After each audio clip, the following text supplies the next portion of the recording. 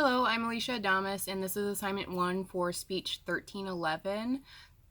The culture I'm going to be discussing as it relates to my family growing up is individualistic collectivist culture. Individualistic cultures value personal rights and self-expression, while collectivist cultures value community and harmony.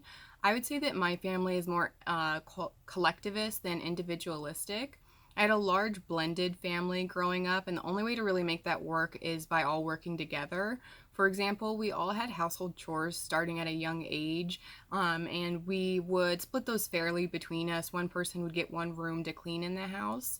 But even though we all had a different room to be responsible for, we all made sure to pick up after ourselves if we were in one of those rooms that wasn't our chore. Like if I was in the kitchen, I would always clean up my mess for whatever I made.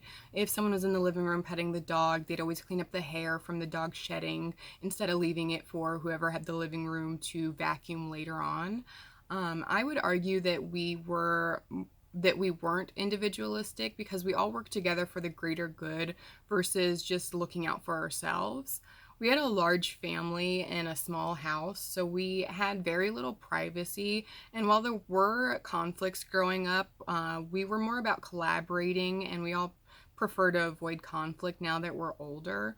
While I would say that we were more collectivist than individualistic, I would also say that self-expression was valued in our family, but as a whole, family was more important than the individual, so I would definitely still say that we were collectivist.